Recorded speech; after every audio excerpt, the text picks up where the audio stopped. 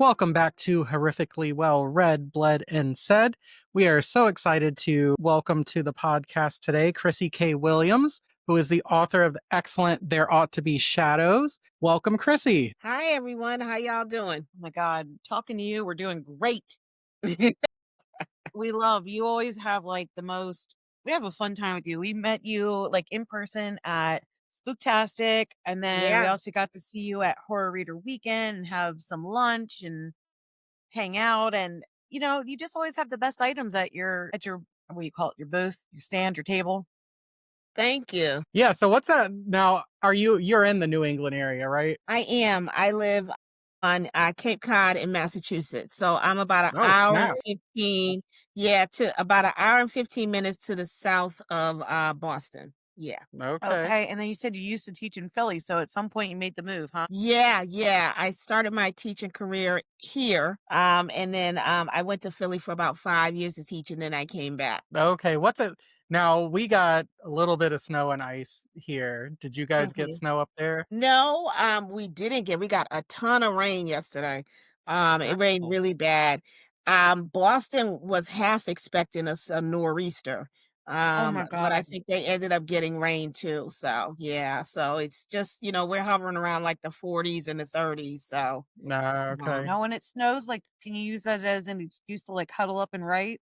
Yeah, pretty much. I don't really lose electricity, which is good because where I live, I have my own condo and it's on the grid, the same grid as like the police station. So if I do Hmm. lose, a little bit of power, it's usually back up pretty soon. That's nice. I always think of, Stephen King stories and things, on an island in snowstorms and things like that. Mhm, Now, mhm. Cape Cod's a little more developed than some of the ones I'm thinking of, but do you ever get kind of like shut off from the mainland and like that kind of stuff during the Uh, winter? it's a lot slower out here. Things start to slow down, I would say, definitely after Labor Day significantly, and then they really start to slow down after Columbus Day. And Mhm. it's pretty dead out here. Some businesses are only seasonal. They only open from like, April till Labor Day. Some will close down after Christmas. They'll close down till, March or April also. And then you have some that are year round, and they it's a lot more built up than people think it is. It has been built up significantly. We have chains down here, we have food chains down here. We just had a plaza that was redeveloped. Nordstrom Rack is down here. I'm so excited. Woo! Yeah, Shake Shack. We got a Oh, lot of the chains, a lot of the stuff. Now, if you go to Martha's Vineyard, they are like that's all mom and pop, like just mhm. nothing out there or whatever. But where I am, you just have to cross the bridge to get to the Cape. But then if people who are going on to visit Nantucket or going on to visit Martha's Vineyard, they have to catch a ferry from here to get over there or from New York. Well, I feel like I get really nervous if I go to a place and it doesn't have enough chains. Or Yeah. like I'm like, oh, it's suspicious here. Why is it so isolated? Or like certain chains where you're like, oh, these are like Wait, they got Roy Rogers. How the hell? that, or it's Roy like there's a Rogers, I lot haven't of Dollar heard that Generals name around in here. years. Right. A lot of Dollar Generals around here. It's like A lot of we Dollar must be Generals very here. Yep. rural. But Yeah. matter of fact, flew into Atlanta and then we drove to one of the army bases in Alabama and went to the beach down in Florida that what's it called, like the Pacific, or what's it, Panama Panama City? City Beach. Mhm. And anyways, we're driving back, we had there was a half Dollar Tree, no, Dollar General, half dollar, what's the other one, Family Dollar and half Oh, Dollar Yeah, I General. saw I saw that I on was like, oh, what? I saw that on Instagram one time. And somebody was like, "What the hell is this?" Well, that's exactly what I felt. I was like, oh, okay, I'm in like the south, Oh, okay. yeah. Uh-huh. And I don't really like taking the ferry. The one time Adam and I were coming back from Williamsburg. from Okay. Williamsburg, Well, Virginia. we were in Charleston, but we were Yeah. driving through Williamsburg. Yes. Mhm. And this was like back when you had to plug in the external GPS. Yeah. And that Yeah, back in the motherfucker was, day. Yeah. yeah, it was haunted, I It swear. hated us. It wanted Yeah. us dead. Because Yeah. next thing you know, I'm watching it and I'm like, this road is going into the water. What is? happening? But the one time with it's like all of a sudden the route it took us, like I didn't realize you had to say like no ferries. So it's like Wow. it drove us into, and they're like, Well, we were going to it and we saw that we were gonna have to get on the ferry, and Rebecca was like, "Oh, hell no, turn around." So I turned Yeah. around and stopped at the first gas station, and I was like, "Is there, like, another way besides the ferry?" And it was, like, a straight up out of Wrong Turn or Texas Chainsaw Massacre cashier, and she was like, "What's wrong? You don't wanna take the boat?" and I was like, "Hell no, I do not wanna take Oh the boat, my actually." God, that like is an hour funny. and a half back to go, or like a 20-minute ride on this ferry boat. So you got to do it. Yep. It wasn't as bad as I thought, but Mhm. so is That's that just funny. normal for you to take like a ferry ride or to like I don't know. Yeah, I mean, I've been to the vineyard, a few times, and you have to get there by ferry or fly in, and if Wow. before, not now under this current administration.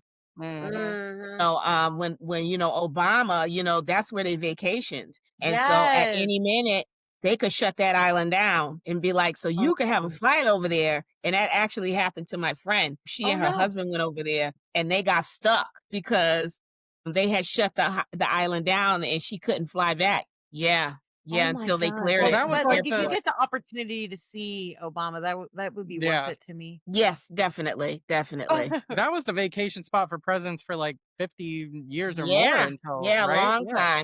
a long Yeah. time. Yep. That's crazy. Matter of fact, Biden was on Nantucket for Thanksgiving. Yeah, I love yeah, I saw some videos, he was on Nantucket, talking to people, for Thanksgiving last week. That's cool. Yeah, I know Mhm, he always like I think people caught him bike riding even recently down in Delaware. Like he Mhm. stays in the coastal regions. Yeah, mhm, that's his mhm. area. I know. But it seems like, those kinds of areas are always ripe for horror stories. So Oh, Yeah, they are. I was gonna say, I feel like as you travel to the beach, you have to go through some of the most desolate, isolated areas until all of a sudden, then like the giant tourism place springs up. mm, But on the way to getting there, it is especially the South, well, at yes. least where I'm saying if you're Myrtle trying to Beach and those oh areas. my god. Mhm, I'm like, "Please don't break down. Please don't break down, Mhm. car." Like, or don't have a flat tire, whatever. I mean, it's just it's terrifying to me because there's nobody around, and I'm like, "Who lives in these houses?" Even if they're nice houses,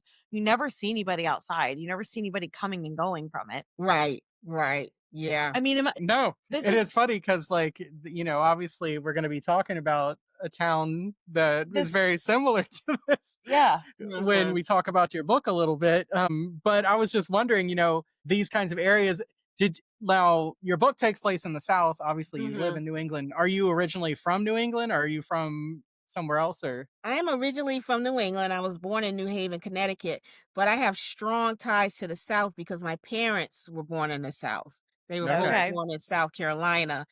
And, when I was young and growing up, pretty much that was our pilgrimage every summer, Yep. at We some relate to point. that. And, on, school vacations, we went down there. So I spent a lot of time in the South. And even now, I try to get to the South when I can. I'll go to, New Orleans, it's just my current favorite place. Yeah. So I go to, so I go to NOLA quite a bit when I have the chance to go. But yeah, so that's my connection to the South. So would you say that there is a specific North Carolina, South Carolina slow driver and that makes a incredibly slow turn to the point that it induces road rage? Or is that just my opinion? I think that depends on the state because if you go to Florida, you're on like a 6-lane, highway, and it's like people going like the speed limit's like 75, 80, you know? Yeah, yeah. I Well, think I don't it's know. the Sometimes the it's like, it's like, oh my gosh, you get run over these people when they're Yeah, doing their South Carolina thing. Well, NOLA sounds awesome for you too. I haven't been yet, but my best friend's about to move to Shreveport, so I'm Oh, hoping to great. make that more of a place You that won't I oh my god, yeah, you've got if you're into horror and history yes, and, and everything, you've got ghosts and to all that. Yeah, you have to yes. go, and the food is woo. I can't wait to try a beignet, a Oh real one. my god, Cafe Du Monde, you have to go to Cafe Du Monde. Okay, and then Okay, I'll tag you and I'll be like, Chrissy, look what I'm yep, doing. they're famous for their beignets, the line will be out the door, but that's okay. Okay, it's worth it though. I know it. Yeah, oh yeah, 2 beignets, and a hot cup of coffee, and their Yes, coffee ma'am. is really strong. It's chicory coffee down there. Oh, I do Mm. like chicory coffee. That's good though. But All there's right. another place you can go to in the French Quarter. I mean, I pretty much know everything about the French Quarter. Okay, I'll have you set me up. Yeah, there's I'm gonna another place be called getting that. Cafe Beignet that you can go to too. They have good beignets also. Okay.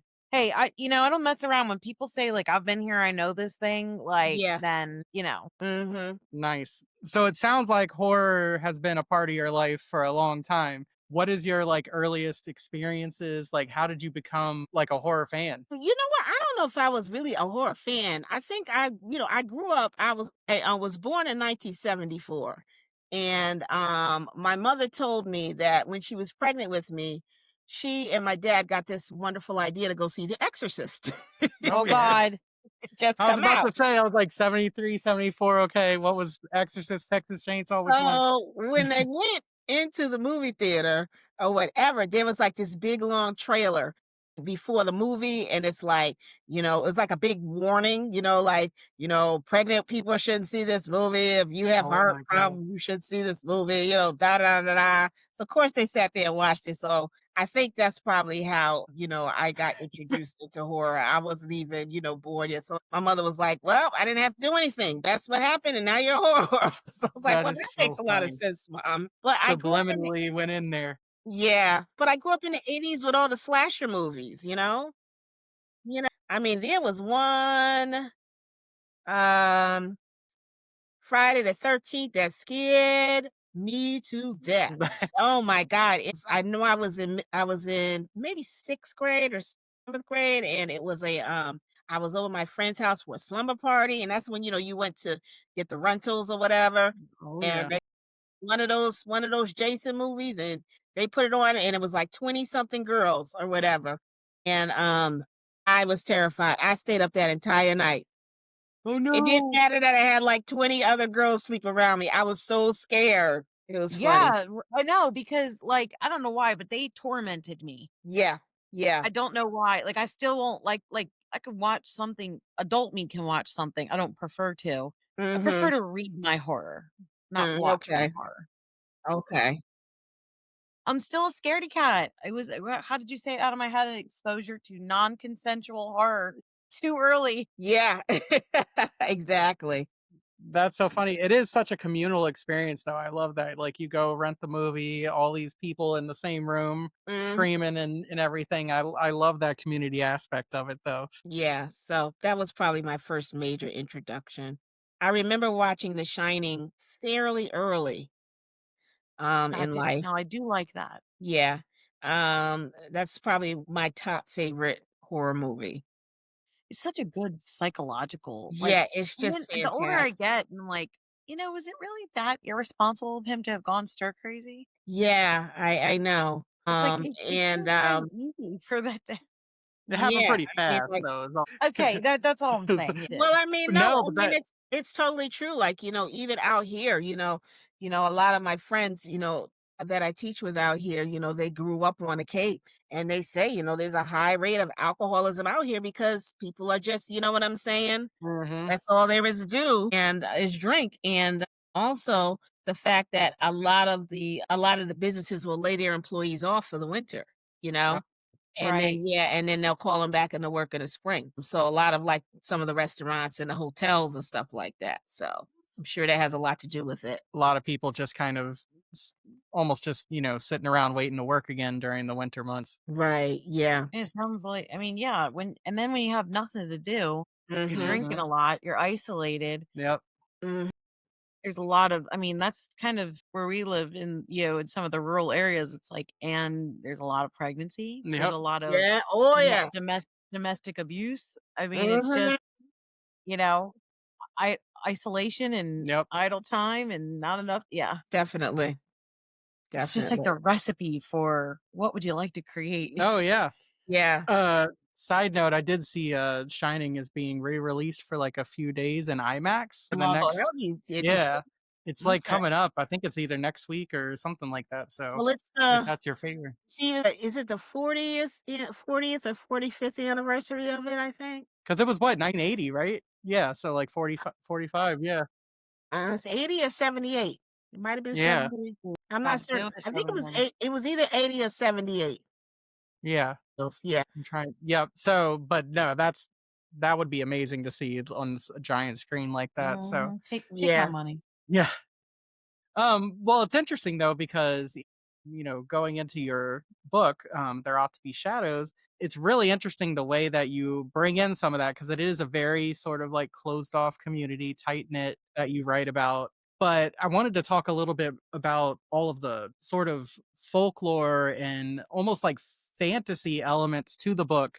Was that all your creation? Or these like stories that you'd heard before? Because just the way her great grandmother, and the powers and all those kinds of things, and seeing the ghosts, and then also sort of, the underworld and all of Mhm. these things, they're so beautifully fleshed out, and so many of them were so original to me reading it.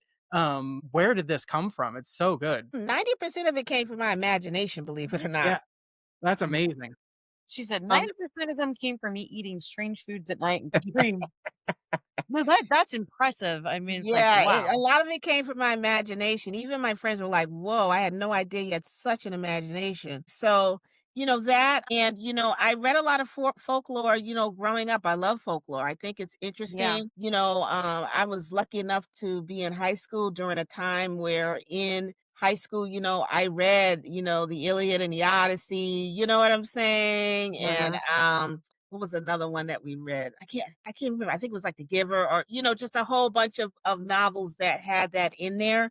So it's just really interesting. And then I also, incorporated a lot of my Afrocentric beliefs, mhm, as well as being a history teacher. I've studied Black history copiously. I've taught Black studies classes. Right now, I'm teaching an AP African American Studies class. mm, And so a lot of the things that I talk about in terms of African American ancestral worship and traditional religions, true, they're what I've studied. And especially when you get to the part in the book that, really talks about us being an enslaved people. yeah. A lot of that is true. And a lot of the kids that I teach are like, wow, like I have a AP class now that's just absolutely brilliant. Everybody has an A plus every day. I'm like, oh my God, what can I give them? Yeah.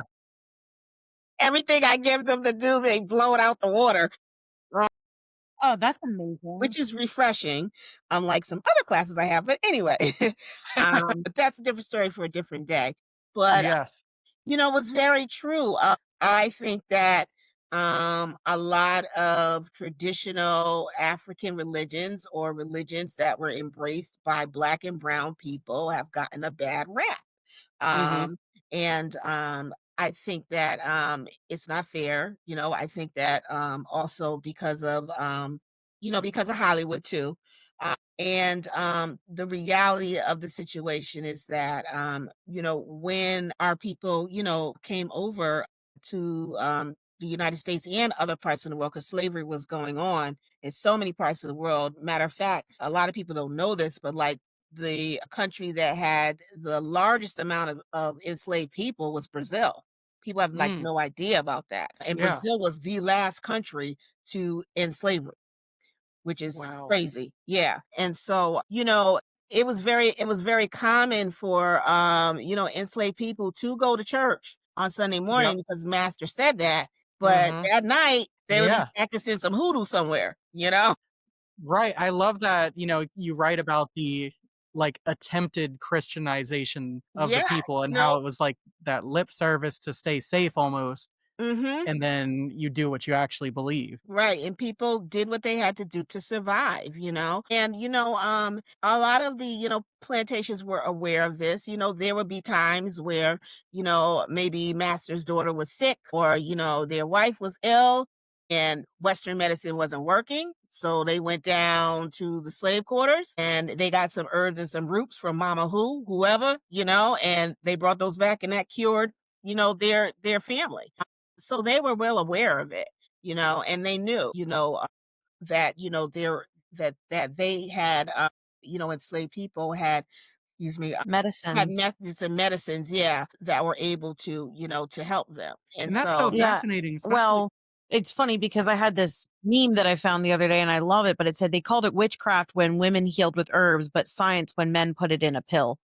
And mm, I know that's, but it's sort of the same thing in terms of, mhm, what else were you going to do? You had to find, a lot of the traditional, I mean, obviously I'm just saying things that I've read of just, I try to do a lot of reading as it relates to Black history and, Southern and folklore and stuff. And it's just like realizing how much of things have come from just, the suffering and having to make do and having to figure it out because mhm, it's just, and, it's just, I wanted to say to you, we were thinking about trying out kind of like a new format for our podcast because in the past we've always tried to like do, we talk only about the author and only about these, but I feel like I've said I've read close to 250 books. I have like 5 more to go. And I'm mm, like, I want to continue to talk about these books that deserve. And so when you're sitting here and you're talking about these books, I'm like, I'd like to give some recommendations of things that as a white woman that I've read to try to educate and learn, was you're an authority in the space as a Black woman. And it's like, I'm curious, like, I would love to hear some of the things that you'd recommend to readers besides like your book. And obviously we'll promote that, but just some of the things like if you like that or you want to educate yourself more. I mean, I would yeah, like to have more conversations around the actual books itself. And we can edit this part out, but I just yeah, wanted to ask. no, you don't have to edit this out. That's no, that's totally fine. For me, I think that another a great book, a great author who had such a crazy life, Zora Neale Hurston. I don't know if you ever heard of her. Or Absolutely. Adam's read like okay, She's everything. one of my all right, favorite writers. Yeah. because Dust Tracks in the Road is she's maybe my favorite fantastic. book. Yeah, she's fantastic when it comes to talking about the Black Southern experience. Right. Well, Very I good. think my first book that I ever read that just broke me in half was Kindred by Okay. Octavia I haven't Butler. read that. Yeah, I've heard about that. Yeah. Amazing. And then I have said several times the Jesmyn Ward's Let Us Descend. I thought like watching the movie 12 Years a Slave was Mhm. probably one of the most brutal things I've ever seen, but I think reading that book by Jesmyn Ward was even worse, Mm, if that can be possible. mm. And I recently had Adam read Red Clay, Okay. which that was, but all of this is like steeped in like, I'll say, like I was saying, Adam, I'm like, okay, so I'm noticing that like in some of these books or in things I'm reading, like even if it's not a horror genre, there's a lot of Black funeral homes. And he's like, well, it's one of the Mhm, only jobs that they were able to do, and mhm. like, nobody else, and I'm like, I don't, it's like, I don't even think about it. And then all of a sudden it pops into my head that I notice a pattern and I'm like, how many things did I just, you know what I mean? Yeah. Of, so Yeah. Yeah. I always highly recommend, and I said this on a panel discussion. They asked a similar question about grief. What are some good recommendations about grief and horror?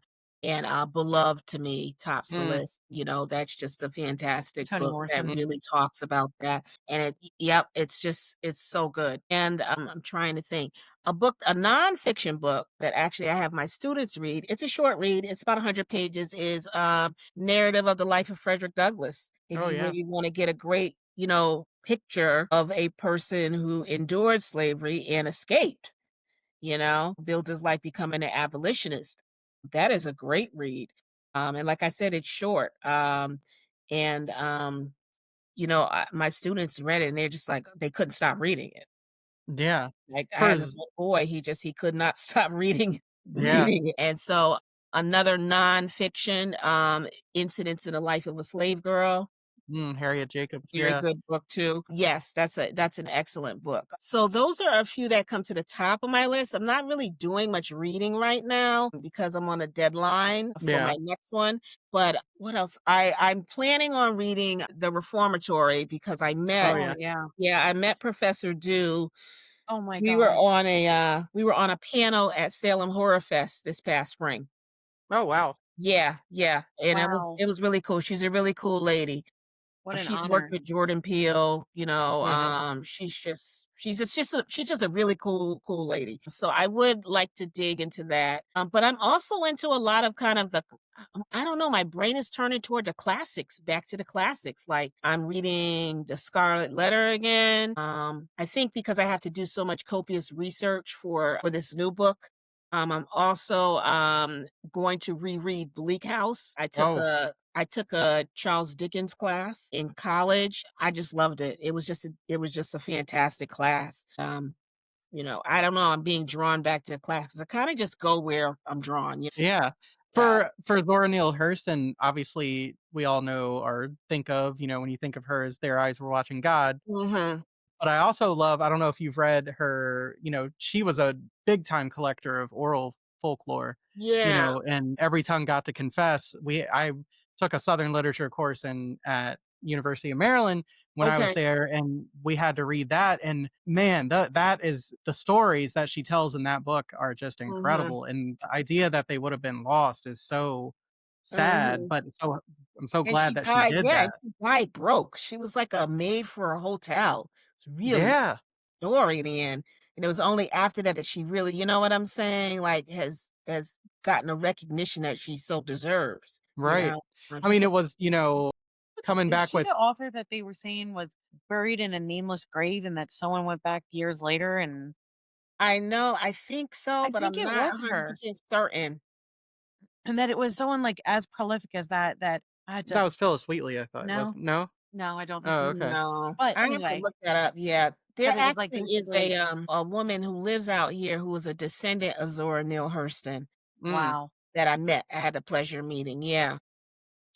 Well, if you Mm. do read the when you do read the reformatory, I think you could also consider reading the Nickel Boys by Yes, folklore yes, that because I turned my father on to that. okay, well, I think they're very similar. Like it's like if you like Okay. this, you like that, and not in a way like in a positive way. I mean, they're both just devastating. yeah, and Yeah, brutal. yeah, Absolutely. The Nickel Boys ending was one of those endings that I just stared at the wall for a while after that one. yeah. Well, Yeah, I think it's one of those things that I feel like the more I read, the more I learn. I just did root work by okay. Tracy. I think it's three names, but it talked a lot about like the hoodoo and just like Mhm. how and just I can't. I can read this, I consume it all, but then I feel like there's this blockage of when I even try to find my words to explain, like what words could you possibly use to explain the artistry that someone puts into a book like this of the pain and Yeah, the yeah, it's like I feel like I'm at a loss, and it's just like you got to read it. yeah, yeah, definitely. And you have a bunch of Baldwin books on your list right now too, don't you, Adam? James Baldwin, yeah, I mean, I definitely am feeling myself drawn back You to were saying you want to read classics as classics as well of, well, yeah. you Mhm. know, I think it's, obviously one of my favorite books is The Souls of Black Folk by W.B. Du Bois, and I just got Mhm. another book by him, Voices from the Veil, Darkwater, Voices from Behind the Veil and stuff, and I find it to be so interesting and beautiful, and, that was always where my studies took me, Well, you never say anything, but you have a master's degree in classic in literature. literature, yeah, and, Oh, okay. I really enjoyed the Harlem Renaissance era, especially, and then, afterwards, Yeah. Richard Wright and Ralph Ellison is probably my favorite author Yeah. of all time. A But, a good artist to follow, not a writer, but a good artist. I don't know if you ever heard of Jacob Lawrence. Have you ever heard of him? Oh, I no. haven't. Okay, so he's an art he's he died, but he's an artist, a famous African American artist. And you can look him up later, but he chronicled through a series of like 40 or 60 paintings, I can't remember, but the Great Migration. Oh, that's amazing. And it's really good in every panel, it tells the Oh my story god. It of, sounds amazing. the mass exodus of African Americans leaving the South because of the Klan Oh, or, whatever, and then them arriving to various places in the North or, in the West or whatever, or the Midwest, and finding opportunities, but also additional struggles that they didn't think they would have to endure once they left the South. Right. mm, And he's great. Jacob Lawrence. And if you ever hear of they have an exhibition of his work near, I would highly recommend you go see it. You probably won't see all the panels, but Mhm. I would highly recommend, definitely. Yeah, that's such a fascinating thing, and then, you kind of almost, it's a generation or 2 afterwards, but it's almost they kind of talk about the remigration south that kind of Yeah, happened and is happening with Atlanta and yeah. New Orleans and places Yes. because Yeah. it was, this promised land didn't exist, right? That Mhm. you would go to Chicago or New England or wherever it is, and suddenly, it was so much better, and that takes me back to your book, and I'm thinking about this idea of like this, it kind of all centers around this sort of ancient evil that's existed for a Mhm. long time and picks people to sort of attach to. Mhm. And, this is obviously makes for a really great story, but there's a lot of, rich metaphor for the actions and the things that we see in people. And like, as Thank you were you. writing that, was that kind of in your mind, especially right now, seeing sort of the behaviors under the administration and things that we're seeing? Listen to that cackle. She's like, yeah, I love it. Oh, you slicky you. Um, I'm going to say, believe it or not, when I wrote There Ought to Be Shadows, the bulk of it, I was on a medical leave. And so what happened was I had started flitting around with this story, or whatever. And I was like, okay, and I really hadn't given it much gas. Maybe I had 2 or 3 chapters. And then I had to have surgery done. And I was on a medical leave for 6 weeks, but it really turned into like 8 or 10 because I went out right before Thanksgiving and I didn't come back Okay. till after January vacation, after Mhm. Christmas break. And that's when I really started writing the bulk and the heart of it. And so that would have been 2021. I think a lot of it I was some of it, I was really pissed off about George Floyd. Yeah. I was very, very angry about George Floyd. Mhm. And a lot of people around, the Cape were too, I mean, the nation in general, internationally, So I know that that had something to do with it because the thing that really pissed me off is when people were like, we didn't know that it was this bad. Well, I'm black. Oh, What? It's always been this bad. Like, what are you waking up to? And I think that's the part that pisses me off now with this administration. Like, all these like people who, all these white people or people who are not of color are like, oh my God, I can't believe he took our benefits. He took this, who took that. mm, And they're sitting here in shock. And I'm yeah. like, you allowed this shit, excuse my expression, Oh, No, to no. no, say happen it. to people of color and immigrants for years. And as long as it didn't touch you, you were Yep. okay with it. But Yep. now it's totally bad and you're outraged, Mhm. So I that feel like you part. had to have like not been paying attention. You had to have chosen to turn an eye to Yep. see how this like it's been apparent. You know what I mean? And I want to say it was Tamika that came on, or I don't remember. Tamika Thompson, Yeah, yeah. but was it her that she said that they had very specific rules of when they were allowed to call the police Mhm. and what? Yeah. Yeah, Mhm. like trained early. Like someone had to Mhm. be like really like about to like die. Yeah. Right. Like, Right. you did not, and I'm like, I never had to have things like that said or done, you know? I Yeah. don't have to look at I don't have to have a son that's this adorable 5, 6-year-old little boy and then say, "Oh, you know what? Let's start having the conversation as you get older. You're gonna be hated for no Right. reason." Right. You know? Yeah. Feared. Well, Yeah. Yeah. feared Feared and for just yeah. yeah, I don't, it's Yeah. just Well, it's interesting because I grew up in the '90s in Washington, DC, Mm. and, went to DC public schools and all that. You know, seeing the effects of the crime bill, seeing the way that police treated my friends, when Mhm. we were in 6th, 7th, and 8th grade. Mhm. I had a friend that was eating a hot dog in the subway, and the police arrested him, handcuffed him to a pillar, and he was 12 years old, it's awful. Oh, So, like, seeing these things, and now I feel similarly where people are like, "Oh my god, I can't believe how bad it is." I'm like, "What the Yeah. hell are you talking about?" Like, Yeah. It was what world are you living in? And you're right, not living in the exactly. real one. Yeah, exactly. And so, you know, I'm not, like I tell everybody, I go, look, I can't speak for 400 plus years of my people. I can Right. only say, talk about my experience and that's it, but, I think that, that's where the premise for There Ought to Be Shadows kinda came from. Plus, living out here on the Cape, when I came back to teach, it was like 2004, 2005 out here, and the Mm, opioid epidemic was just starting to hit. um, just starting to hit and, across the nation or whatever. And it was starting to hit out here and hit hard. Like people don't know, but we were like the seventh, like Hyannis was like the seventh, Hyannis, Massachusetts was like the seventh, um, city in Massachusetts for drug addicted babies being born. oh, Like wow. that's really high when you look at how small, you know what I'm saying? Our our Oh, populations, wow. especially in the winter. And Okay. and nobody paid attention to it out here, because it was like they were NIMBYs, not in my backyard. Oh, that's not happening out here. No, oh my And god, so wait, I that's just learned a new why term. it I just never heard that. yeah, and that's how Like it just NIMBY. exploded, while when cities and everybody else recognized it and started to respond, we were like 5 to 10 years behind. And so Mm, now we have all of these issues and, maybe we would be in a better place, had people listen, but I see a lot of the covering up of things that are going on. It's a little better now than it was, but there was a good 10-year span where a lot of stuff would be covered up. People just wouldn't respond. Uh, And so I think that's where I got the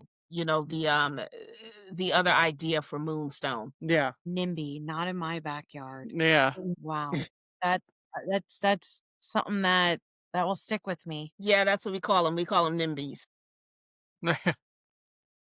But it is though, right? It's like you have to be like, I'll be the one to say it, but it's just like there's a recent thing that has happened, a few weeks ago, and where some people are like, wow, I don't think that person was saying anything that was that crazy. And then Mhm. you look at and you're like, let's read some direct quotes. It's like, how Mhm. are we reading the same thing? And it's like Mhm. the selective, like, how are we reading the same thing? How are we looking at the same thing and we're not Right. interpreting it the Well, same it's way? And it's gaslighting. like, That's all it even is. just, It's gaslighting. I run a civil rights organization that I founded with two very dear close friends of oh mine my that God. are white.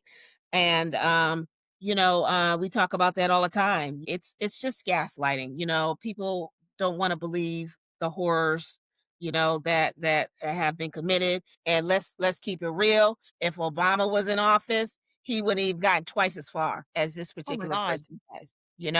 My God. And so, it's all coming to light. Not coming to light for me because I knew, what was going on or whatever, but all of this stuff is coming to light now. Everybody's like, wow, America is just a really horrible place, and I don't want to crap on America. There's No, it's great not things it's in not about America, that. It's about being freedom. Yeah. And, let's just talk about it in like the first word I wanted to say was like sober, but it's not. right, It's like, let's take the propaganda off of it. Let's take right, the rose colored glasses. And there right. are wonderful, many, many wonderful things, but there's also things that are really wrong. And it's not wonderful to everyone in the same ways as it, you know what I mean? Exactly.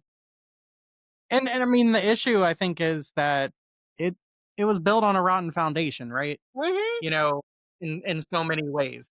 And I have a good friend, who is she's head of the English department out here, and she just says people are not ready to have that conversation. Mhm. America's still not ready to have that conversation, I don't know when they will, I think and is I don't the think they ever question. will.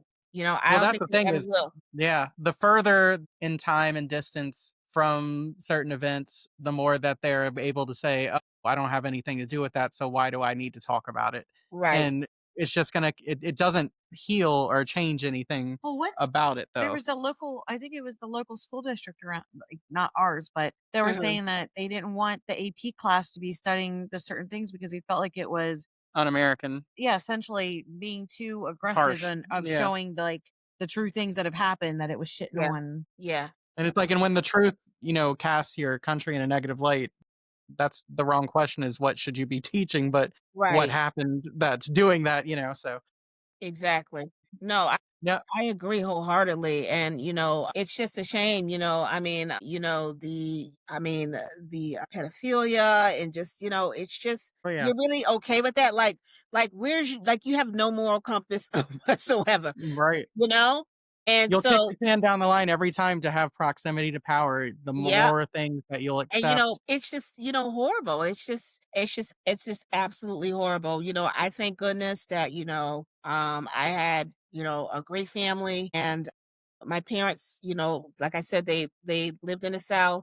They got their degrees at historically Black colleges. And one of the reasons why they migrated up north is because my father said he would either be in jail or he'd be dead, Yeah, because that's how hate filled the South was during that time, during right. segregation. And so, Especially and college educated, yep. So they came successful up Black here. person. They came up to Connecticut, and we had a cousin that already lived here. So they started off. My dad started off in being a teacher. My mom was a social worker for quite a bit, and then they just worked their ways up. My dad became an administrator. Then he became like a direct supervisor. He only reported to the superintendent. My mom, education was really important to my mom because she was labeled special ed when she was young, and so she ended up getting her PhD. Wow. And Damn. Yeah, and she got her PhD in social work. She's a retired special ed teacher, but she also taught grad classes for Southern Connecticut University, and she's reinvented herself again at 75. She decided, "Oh, I want to be a therapist." And we're like, "Okay." You know what? So, She probably like with her breadth and depth of experience and the things that she's oh done, yeah. probably out there helping a shit ton of people. Yeah, so, they work their way up, but, I guess, these things anger me because I guess like I was given a different message than the rest of America, you know? When I Yeah. went to college, I went to predominantly white college. I went to Providence College. I went there Mm, on a full scholarship, but I was told by my parents, you're going to have to work twice as hard as everybody else just to prove to people that you belong there. mm, And I always kept that in the back of my head. My parents were very strict on me with grades, and I'm glad they were because, when we got to college, all these kids were failing out. Like a lot of white kids were failing out, and I was like yep. on the dean's list What yeah, yeah. because I had been given that message, like there's money at stake here. You know what I'm saying? Don't mess up Mhm. or whatever. And so I was just given a very different message than others. Most kids of color are, especially when they go into higher ed settings. So, Yeah, and that's just it's so sad, but, society shows your parents were helping you and doing what needed to be done, for you to be where you need to be and where you're at now, and it makes me think about, it's hard to say. I guess the entity is really the antagonist of the book, yeah. but it sort Yeah. of takes place as this child that's growing up and, is kind of, high school, college age, as the main action of the book is happening. And, it's very complicated because what is this child and what is this entity? Hmm. Influence on him is very a gray area, right? Yeah. But like, yeah. Yeah, yeah. And I drew that from the classroom. Mm, And I also, and I know you're an educator also, we yes. deal every day, with the fear of school shootings and, some horrible act of violence taking place. And, what is going home when that child goes home every day? What is that child doing? Is that child on Mhm. YouTube being indoctrinated for 7 Yep. hours? Yep. Are they writing manifestos? Mhm. I mean, I'm sure you can agree, we can sit in class and I have some wonderful students and then I can have some students on day 3 that I know if there's no intervention, mental health or guidance or whatever, they're going to go down a very difficult path. Yeah. And even I'm assuming you said AP, so your high school age. Mhm.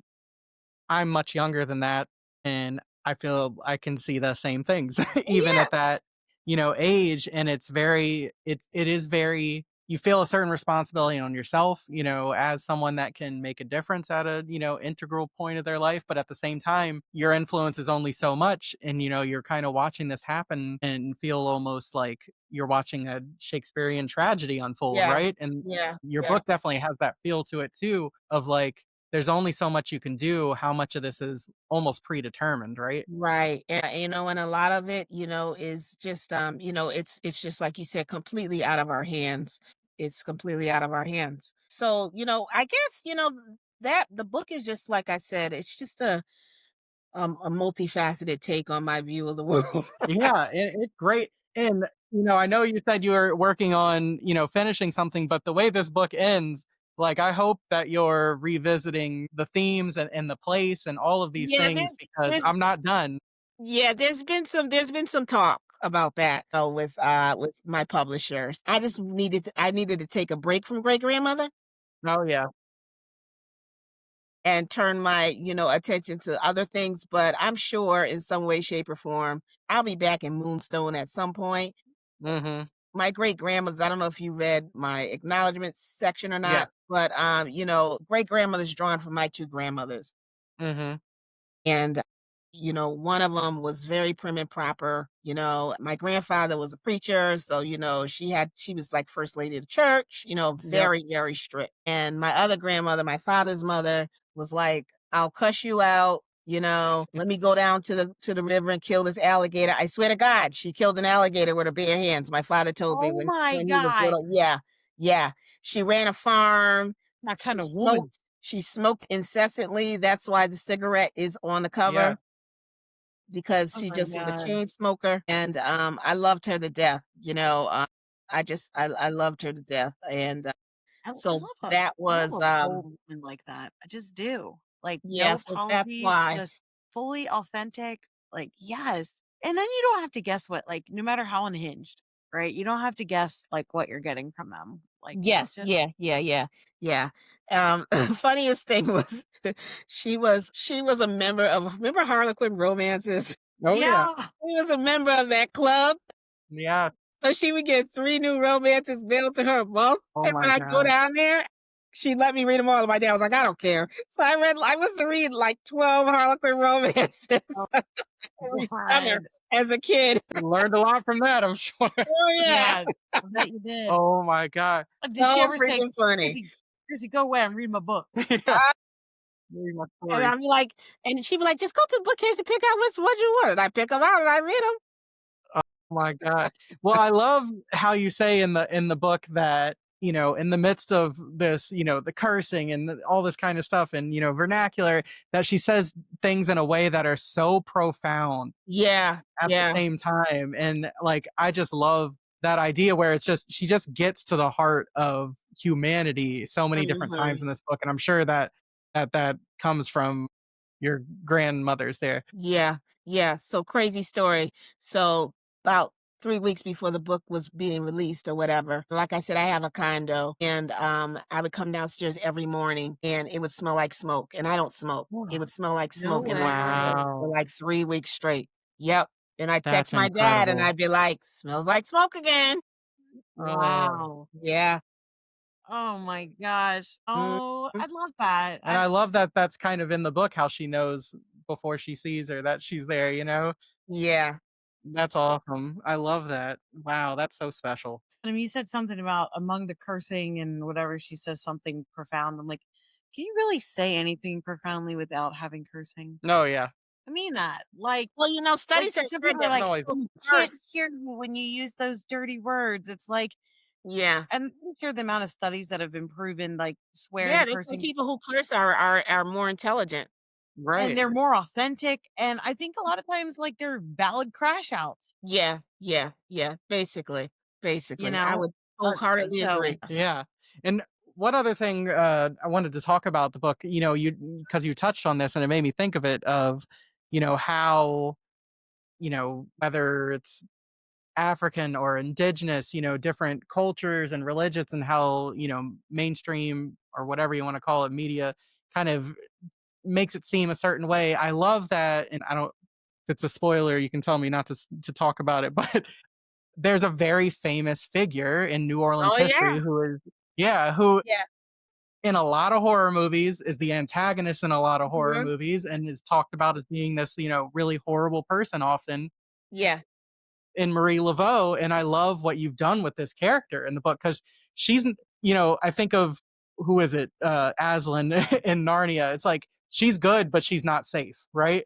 Like she is very powerful. She is not one to mess with, but she's full of justice, you know? Yeah, yeah. Yeah, I stumbled upon her, like, I learned about her myself, and, I was like, "Wow, she's a really interesting character," and so when I, really started avidly going to New Orleans, I did a lot of history tours, ghost tours or whatever, and, what people seem to forget is that she was a very powerful woman. You Mm, take the spiritual side, even just set that aside, for a Black woman during that time to have so much power over people. I mean, there would be judges and, people, public officials that would come to her and ask for help. You mm, and they would owe her favors. yeah, She's pretty badass. Oh, they're pretty right. badass, Yeah, and definitely. I love the fact that you have her like, she's just chilling in the middle of, like, the most dangerous, scariest place in Yeah, all of, like, the afterlife, underworld, whatever you wanna call it, and she's like, "Yeah, I'm just hanging out 'cause it's hard for people to find me here." yeah. It's like, what a Exactly. badass for sure. Uh-huh. She's just Yep, chilling, you know? yep, I love that. So, can you talk any about what you're working on now and have Yeah, coming up? yeah, yeah. I have to write the blurb for it. Writing a blurb is the hardest thing ever. I just it's Yeah. I Yes, think that I think I so. hate that. It's like, "Can you write a blurb?" I'm like, "No." Okay. But No, it's but very anyway, difficult. yeah, so I switched gears a little bit and, living on Cape Cod, this is the place, where, they so-called, discovered, America, the Puritans and all that nonsense. And so, I also out here, we have a very large Native American population too, the Wampanoags. Mhm. And so, I always, was like, okay, that's interesting. But as I started to delve deeper, into Black history, I started to learn like my rose-colored glasses came off with the North because everybody always says that, there was so much, slavery in the South, but the North was free. There were slaves in the North. Right. People don't want to believe that, and Mhm. they weren't as high as numbers, as they were in the South, but Right. there were slaves, and Puritans had enslaved people. Mm. And so, they had a lot less, maybe 3 to 5 per household, but slavery did exist. The Yep. North did depend on the South, because the South needed the cotton and everything else, and the North, they shipped it up here to be, made into um, products and shipped overseas. Yeah. It's a fact of life. And anybody who has a business will tell you 80% of the cost of a business is labor. Well, if you got Mm. free labor, you don't have to 80% of the bills. Yeah. So what my book is about, I drew a little bit from the witch trials. I always thought those were fascinating. Mhm. And I saw a really good documentary on History Channel a few years ago about how political and that the witch trials were, and how much of it was a money grab, and it was just so Mm. good. Yeah. And so I said it's about 30 years after the Salem witch trials, Okay. and, it is about a Puritan woman who has a pretty high status family in a, fictional Puritan town, and it's kinda like nobody talks about the trials. We don't talk about the witch trial, like, because it was, so horrid and everything. Yeah. Embarrassing at that point to Exactly, and so she has an enslaved, woman, her family does, and, she's close to age with with an enslaved woman, and they kind of become, I don't wanna say they become friends or sisters because there's still that power dynamic, you know, Yep. Yeah. but, they become close, and there are a series of grisly deaths that are happening in the town, and they need to figure out what's going on and why. So, I'll just leave it at there. That sounds incredible. I'm Oh my god. invested. Yeah. And is there a rough release date that we could look for that? Yeah, right now, October 23rd, right in time for spooky season, Oh, man. Nice. 2026. Yeah. Is that who's that publishing with? Quill and Crow. It is again. Okay, Mhm. awesome. Yeah, it's Quill Love and Crow Crow and now. Crow. Yeah, Yeah. They're Cassandra's putting out awesome stuff. she is. Yeah, Yeah. she's so So wonderful, very to cool. work with. Glad we'll definitely hopefully have you on again to talk about that because I cannot wait to Absolutely. read. Sure, I love that. Yeah. Yes. So where can we find you? I showed, I had my gift guide showing your cards and stuff. Like, where can everybody find you, your books, and all the cool stuff that you Gotta sell? support the Melanin Sticker Shop. Yeah. Half of my decor on my bookshelves and my laptop is Oh filled my with goodness. everything's amazing. Thank you. Thank you. I just uploaded a bunch of stuff a couple of weeks ago. God, I'm making a new Christmas list.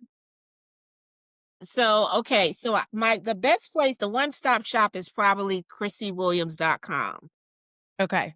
where, that is, everything about There Ought to Be Shadows, because it was number one on Amazon for African American horror releases. When it Awesome. debuted at number one. I was completely, utterly shocked. And then, Yeah.